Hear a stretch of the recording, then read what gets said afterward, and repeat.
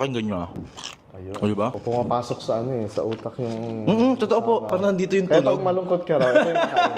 Ang dami ng tumatangkilik sa Dubai, viral chocolate na yan. Ang mas nakakatuwa pa dito, Pilipino pala, yung nasa likod ng Dubai viral chocolate. Paano po si Chef Noel, yung naging brilliant mind behind the Dubai viral chocolate? Gusto lang namin malaman, Chef Noel, ilang taon na po kayo dito sa Dubai? Ilang taon? 15 years na ako dito. Galing akong Dipolog sa may Zamboanga del Norte. May negosyo kami. We're really into food. Mostly ako doon, nagde-decorate ng cake, mga wedding cakes, gano'n. Tapos nung pupunta po kayo dito sa Dubai, paano po yung nag-i-start nyo? Pwede ba kayo magkwento? Paano po ba yung naging journey nyo rito as OFW? Actually, nung una kong punta dito, that was in 2008 yata yun. For a year, I was working sa Burj Al Arab. Ito yung first time ko naging OFW. Tapos umalis ako, tapos sabi ko, pupunta ako somewhere else. Baka hindi na ako babalik ng Middle East. Pero in 2009, bumalik uli ako sa UAE. Pero yung entry point ko talaga has always been a chef na. Since 2018, binuo ko na yung business ko. And I've been busy innovating mga recipes. So, yung pinaka specialty is in desserts. Kumbaga, ang Chef Noel na po pala is talagang nag-i-innovate na Yes. ng mga recipe. For Dubai lang po ba or international po? Mostly Middle East yung market namin. Pero, we're always trying to reach out din sa outside ng Middle East. So, meron ding mga inquiries actually from, let's say, from the UK, gano'n. Minsan sa US. So, pero yung focus namin is Middle East kasi naging specialty ko na yung flavor ng Middle East. Paano po si Chef Noel, yung naging brilliant mind behind the Dubai viral chocolate? Gusto lang namin malaman, paano po ba yung kwento? Maganda yung tanong na yan. Kasi maganda yung malalaman din ng iba yung journey. Journey ko dun sa naging viral na chocolate. So, in the beginning talaga, noong 2021, nag-collaborate kami ni Sarah, who now owns Vix, and myself. So, we created the brand together. So, yung time na yon, yung concept sa kanya, ako naman yung nag-execute kasi ako yung chef eh. So, sabi namin gagawa kami ng chocolate na kakaiba sa Middle East. Yung parang chocolate na maging dessert din siya. Kasi karamihan, pag bibili ka ng tsokolate, it's a solid piece of chocolate. So, gusto namin na pag break mo, may experience. So, andun na talaga yung idea na dapat Instagrammable siya. So, we worked together for about a year. And then, I decided to let go of it. Pero andun na, buo na yung mga flavors, andun na yung branding, lahat na pag-decide na namin. Kompleto na siya, pati yung lasa, lahat all in na. Yes. So solid na siya. So nung na-launch na siya ng 2022, ang ginawa ko na lang was ako yung parang nagna-navigate about mga recipes na pwedeng i-improve. So minsan may chef siyang na-hire, I would go to her place para i-fix yung alam mo kung tama ba yung quality. Until, let's say, actually, it went viral this year lang din eh. Pero nung mga February 2024, parang unti-unti na siyang hinahanap ng mga tao. Kasi pag nag-order sila, in minutes, nauubos. So parang sabi lang, ano ba tong tsokolate ito na nauubos ka agad?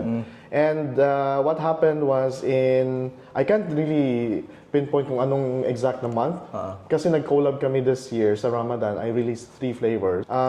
During that time, I think in a span of a month lang, naging viral na siya. Pero that time wala pa, no? Wala pa. So kumbaga from kailan po nag-start? 2021. 2021. Ganun katagal bago ang siya tagal. naging So viral. parang 3 years ang tinagal bago talaga siya nakilala sa market. Exactly, Pero yes. yung before niyo po siya ginawa, talagang para sino market niya? UAE lang talaga? Yes, yung market niya, Middle East lang talaga. Actually, specifically sa Dubai lang muna kasi nga, ang specialty ko is yung palette ng Middle Eastern na market. Kaya I was able to create yung kunyari pistachio canapa kasi yun yung elements na kaya kong gawing, alam mo yun yung approachable sa mga tao. So, ito yung strength ng company ko. Ang dami ng tumatangkilik sa Dubai viral chocolate na yan. Ang mas nakakatuwa pa dito, Pilipino pala, yung nasa likod ng Dubai viral chocolate. Sir, if ever naman, since nagbasa kasi ako sa comment section, nakikita ko sa TikTok may mga ilang clips na ako na nakikita sa TikTok. And nababasa ko sa mga comments, gusto nilang malaman, if by chance, meron ba kayong plano na mag-produce ng under na, ng name ni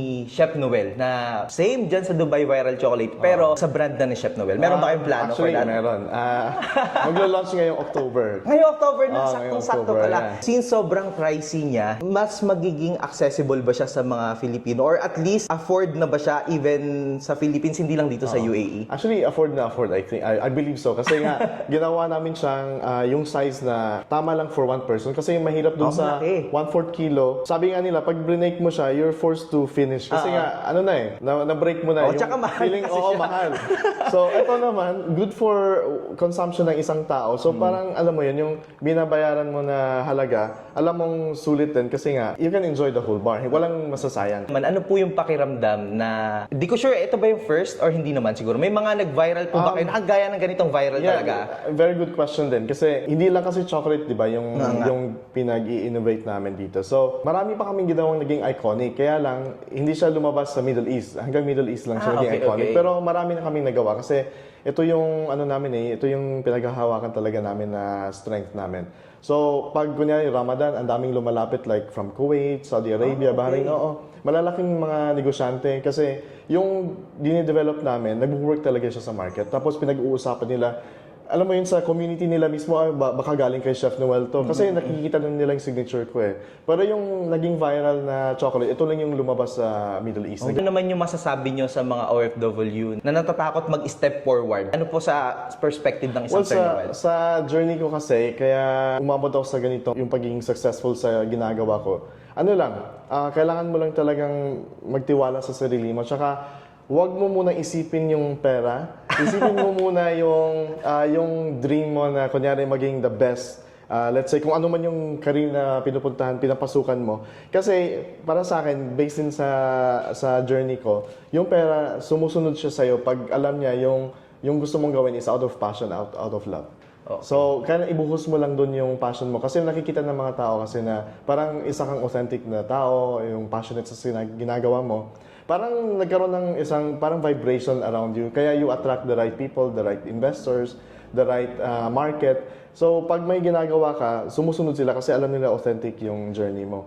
So, yun talaga, unahin mo muna yung pangarap mo. Tapos, ano mo lang, sundan mo lang. Alam ko hindi madali kasi maraming kwento na successful na mga businessmen around the world. Hindi naman sila naging successful agad-agad eh. Maraming pinagdaanan. Marami silang pinagdaanan. Oo, marami din pinagdaanan. So, pero continue lang ako kasi ito yung love ko na ginagawa. Siguro ano na lang yung masishare mo sa amin, coach tuloy, ano yung masishare mo sa amin, chef, na isa siguro doon sa mahirap na pinagdaanan na ngayon na-overcome mo na? So yung pinagdaanan ko lang is more of yung sobrang tiwala ka sa ibang tao. And in the end, hindi pala siya nag-workout kasi parang sobrang buhos mo yung tiwala and kailangan pala dapat ikaw mismo mas may tiwala ka sa sarili mo kaysa sa ibang tao kasi mas alam mo yung sarili mo eh. So kung meron man silang gusto sa'yo, dapat isipin mo muna ano ba yung gusto nilang kunin sa akin or kung ano ba yung pwede nilang makuha from me. So dapat proteksyonan mo yung sarili mo muna kasi kung kukuha sa'yo, wala nang matitira sa'yo eh. So parang nakita ko doon, meron akong 3 points na nakuha. Correct me if I'm wrong na lang. From Chef Noel,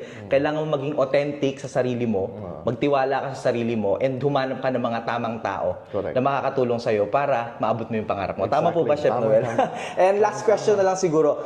Ngayon kasi, parang para sa akin, enough na yung naabot ng Chef Noel. Meron pa ba kayong ine-expect pa na more? Or ano pa ba yung mga gusto nyong gawin sa mga, lalo na especially sa mga Filipino community? Isa sa mga gusto ko ring sabihin is for example, yung chocolate ngayon na under my own brand, may launching din actually sa Philippines. So meron ding ibang doon, parang ibang ingay mangyayari. Hopefully before magtapos yung year na to. And also yung journey ko ngayon, gusto kong maging super aspirational siya sa mga OFWs. Yung something na nakaka-inspire sa mga kapwa Filipino. So pwede kami mag-expect na yung Dubai Viral Chocolate ay makakarating po, sure na sure, sa Pilipinas only by Chef Noel. So yan, Chef Noel, maraming salamat po. Baka meron pa po kayong last na gustong sabihin dito na lang siguro. Baka meron kayong gustong sabihin sa mga Filipino, ano pa ba may gusto kayo idagdag? Ano po ba yung mga gusto nyo sabihin sa kanila? Gusto ko lang sabihin talaga na salamat sa suporta. Actually, hindi ko in-expect na iba yung suporta sa community natin. Pag alam nila yung gumawa nun is Filipino at super proud sila, talagang parang bayanihan. So maraming salamat and continue your support kasi marami pa tayong pwedeng gawin na we can be proud of being Filipino. Hindi lang actually sa Middle East but globally din. So salamat sa suporta. Sige po, okay lang ba matikman yung Oo chocolate? naman. Natapos sa interview, sabi gusto kanina ko pa tinitignan kasi nandun yun yung chocolate. Ayan, sa inyo Gusto ko yung siya tatlo matry. yan, Sige. Since tatlo siya, gusto ko ngayon din namin siya matitikman. So titikman ko kahit isang kagat lang. Nireserve po talaga namin to kasi gusto na namin talaga before pa bumili ng viral chocolate, lalo na sobrang daming vlogger. Pero sabi ko, Filipino, nung nakita kong Filipino yung gumawa nito, gusto kong katabi ko mismo yung gumawa. Nag-formulate ng recipe. Sige, check natin. Ayan. Handmade Handmade? yan. Oh, handmade by my chef. My sidekick, Chef Yugesh. Yes. So ito na yung finally. Oo nga, Instagrammable nga siya. So pag chinek mo siya, tapos medyo mabigat siya. So yan. Yan yung kulay kasi ng branding namin, teal tsaka orange. Kaya yun yung ginagamit namin. Sige, sige po. Gamitin din namin sa paggawa ng Ito na talaga yung branding. Pero hindi pa yun yung final mold, but ito na yung idea. Yung size, ganun. Ayan siya. Okay. Oo nga, totoo nga. See. Okay. Kailangan talaga. Di siya yung sobrang tamis. Yes. No? Takto lang siya. Kasi ibang chocolate, matamis talaga. Sensitive kami sa sugar talaga dito sa lab namin. Kaya importante na hindi siya masyadong matamis. Saka walang umay factor. Yun yung importante. Ingit si Net. Dalawa kasi kami. Sabi niya sa akin before, bumili na doon kami ng chocolate. Sabi ko, hindi kailangan natin reserve para kay chef to. So we formulate talaga, making sure na, alam mo yun, yung na-enjoy mo siya, hindi yung out of hype lang na gusto mong tikman tapos ayaw mo na. Gusto namin na para maging, yung, pwede mong ulit-ulitin. Kami napansin pa ako isa, kapag kinakagat mo siya, yung sound. Yeah. Parang nag-ano siya sa utak mo. Ewan ko maririnig niya. Pero paparinig ko sa kanila. Parang kada kagat mo, sobrang lutong na, hindi siya lutong eh. Ano yung parang feeling na... Ano kasi yan, may nuts dyan, meron okay, halo-halo na siya kunafa sa- or katayfi, binibake namin. Tapos of course yung pistachio paste. Yun na yung ingredients siya. Simple lang yung ingredients niya actually. Pero yung paano ka mamili ng pistachio importante kasi yung iba masyadong artificial. Ma'am, pakinggan nyo ah. Ayun. O diba? Pumapasok sa sa utak yung... Totoo po. Kumbaga pag kinagat mo siya, parang parang nandito yung Kaya tunog. pag malungkot ka raw, ito yung kain. Parang pag andito yung tunog oh. Taba.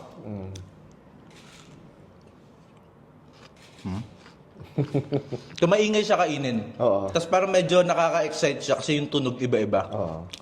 Baka may nakapost ka ng parang awit or something dyan sa... The best. Inspiration. Sana matikman doon ng mga Filipino students. Sige sir, maraming salamat Maraming po sa salamat time. din sa At pinaunlakan pagpunta niyo po kami. Sobrang honored kami ng team ko, syempre na makarating dito. Sobrang happy din ako na i-represent yung Filipino community na makausap yung Chef Noel, ang brilliant mind behind the Dubai Viral Chocolate.